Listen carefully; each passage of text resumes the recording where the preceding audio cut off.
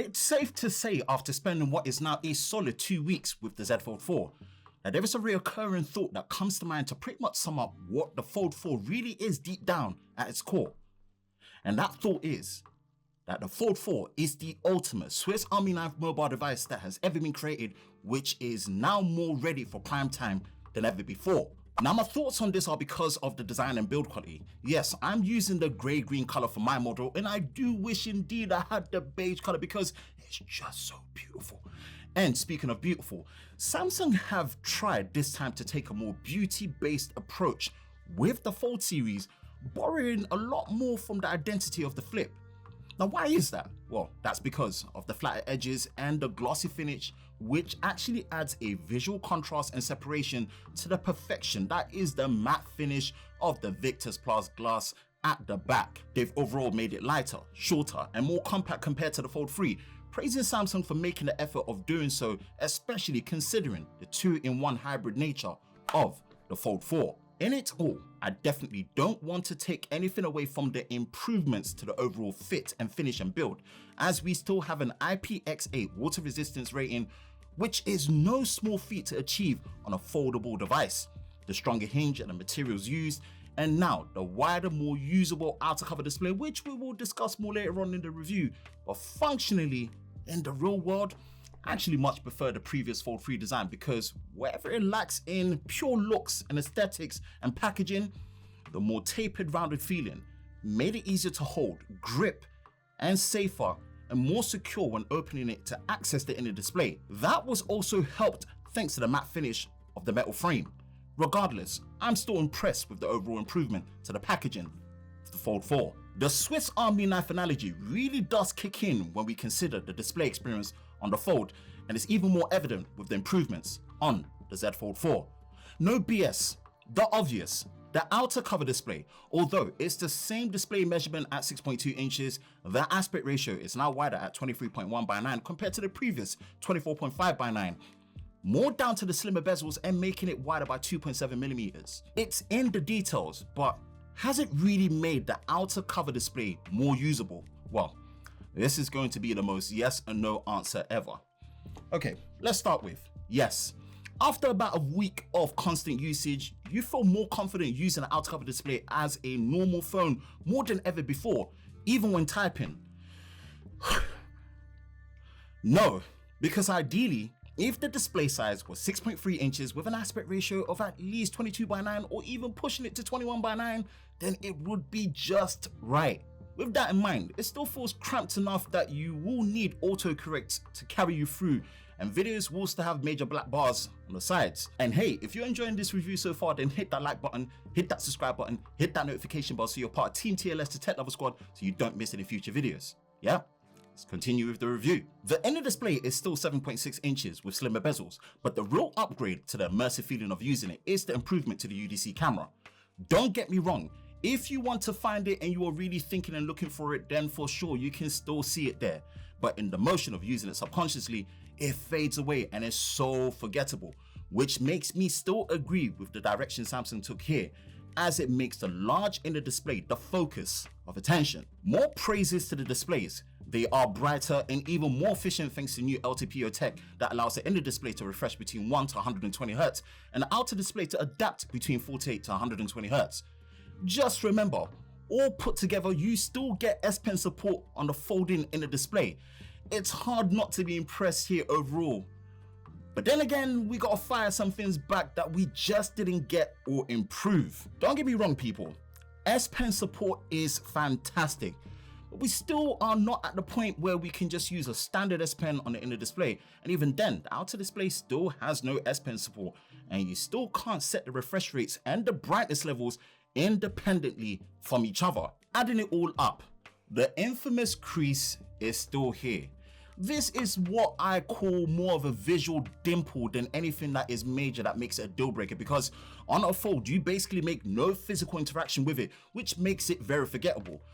I will take whatever improvements we get while still pushing for better and better each time, so regardless, bravo Samsung, this is good work. The Z Fold 4, now being powered by the Snapdragon 8 Plus Gen 1, This honestly feels like Samsung have now unlocked and are embracing the best version of themselves, making the Fold 4 their most powerful smartphone device for 2022.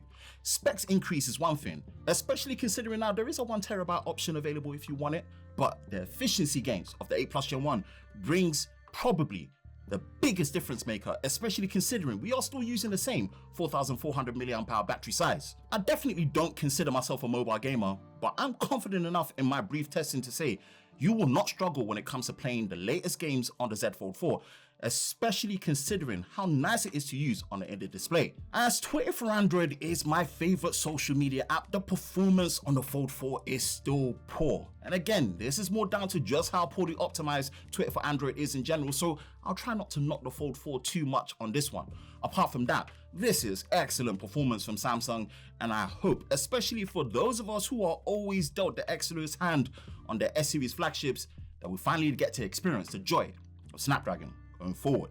You could say the Fold 4 did a robbery when it came to the camera with the help of the new chipset to finally bring the necessary upgrades we've wanted and much needed on a Fold series device to even consider it worthy when you look at the entry of price to buy it. Robbery because it has effectively taken what is almost the same camera hardware found on the S22 Plus with the 50 megapixel main sensor and the 10 megapixel 3x optical zoom, bringing it in line with the latest current flagships. We are still itching for the day we have the full Ultra series camera hardware on the Fold, but for now, especially with the ISP power of the 8 Plus Gen 1, this is a big step up for the camera. I've so far produced 3 camera comparisons on the Fold 4 at the time of this recording, and for those watching later, there should be no less than 5 produced in total as the review goes live, and probably more. And the results are in the pudding. Or is it the proof is in the pudding? Look, either way, I highly recommend you check it out because the improvements to the photos and videos on the main camera and zoom, especially when you see it, it's just how good the video stabilization has also improved now. It's safe to say that people are not only shocked, but also happy to see just how well improved the cameras are on the Fold 4. I guess that's it when it comes to the camera, because all the fun and flexibility that comes with a Fold, from using a cover display as the viewfinder for taking main camera selfies and using flex mode for selfies on a cover display, it just doesn't get any better when it comes to the capturing process and experience, especially with the hardware improvements. And I really wish I could just leave it there, because remember what I said at the beginning, that it's near enough the same hardware as the S22. It's near because although we still have a 12 megapixel ultra wide, it's definitely not on the same quality as the S22. But the photos and even on the video, at the current time, you can't record in 4K 60 FPS on the ultra wide, which is something you can do easily on the S22. But the smallest and yet the most annoying thing is the outer cover display camera UI selfie button. For the life of me, since using the Fold 2, the button position to activate the cover display selfie is still in the same top left awkward position, which always takes a good couple of tries before it starts to work. Just give us the option to place it in a different place and also give us a direct way to activate it from the inner display camera UI. Now look, I'm gonna calm down a bit and say that the road to finally getting the ultra camera hardware is getting closer and closer for the Fold, and no doubt it will come in the future. But for now, I am just so glad to be on a Fold which allows me to use my main camera as my selfie, especially with the improved camera hardware, with improved edge detection for portraits and the video stabilization improvements as well.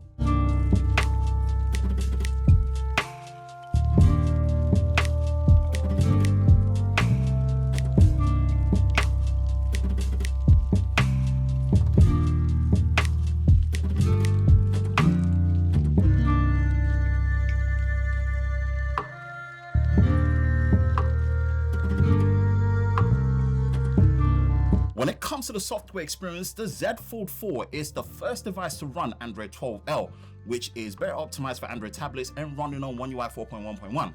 Now the taskbar is the biggest change here, which allows for a desktop-like dock experience with your recent apps and quicker access to your most used apps. The taskbar also allows you to directly drag and drop apps straight into split view mode and go as far as saving as an app pair directly into the taskbar. Now, I do wish we had a bit more control of the apps that appeared in the taskbar, but overall the experience here is actually still really nice, especially when you switch between apps very quickly and launch straight into multitasking. I made it a point this time to use the software without the Good Lock extension to see how far we've come, and it's good to see advanced features with Labs picking up the slack well and enabling apps like Instagram to support split screen when multitasking, which natively the app just doesn't support. That being said, you might still need Good Lock for better app continuation when you're going back and forth between the outer and the inner display. Away from that, the Z Fold 4 still offers the most fun and especially most productive software experience on any device. If you're one of those who, when you heard the Fold 4 is still using the same size 4400 mAh battery, was concerned that yet again, this is going to struggle to go the distance, then trust me when I say that after testing the Fold 4 in so many situations from light, mixed to heavy usage, the battery life is very good. And dare I say it, even better than my Exynos 2200 powered S22 Ultra. I don't want to get caught up on just screen on time alone as the final say of battery endurance, as I've been averaging 5 to 7 hours of it while just using mobile data with no Wi-Fi on 5G and 4G LTE mixed, performance profile on standard, with auto brightness on with 120 Hz. It's more the total usage including screen off time, as certain apps don't account for screen on. The standby time is solid, and on my most intense day of using the camera for 2+ hours after an end-to-end 12-hour day, the Fold 4 still had a good amount of battery left. I'm so glad to say that for a lot of people using the Fold 4, you do not have to worry about the battery life. I start to think about it when I get to use devices like this, that if I wasn't in the privileged position of having access to reviewing and testing the latest phones on what is basically on a monthly basis, and you told me to pick one phone and one phone only to use and call it a day, and money was no object, then best believe it would be the Z Fold 4. Shortcomings have to be considered, and yes, let's do a reality check that the price still is very high and it makes it considered as a super luxury purchase. But that still doesn't change how the Fold 4 to me is the ultimate Swiss Army knife mobile device and still the most refined foldable experience you can get. That's it for me, Ben from Lover of Tech. If you enjoy videos like this, you know exactly what to do. Hit that like button, hit that subscribe button, hit that notification bell so you're part of Team TLS, the Tech Lover Squad, so you don't miss any future videos on the channel. I hope you're all safe during this time. I will catch you in the next one. Peace.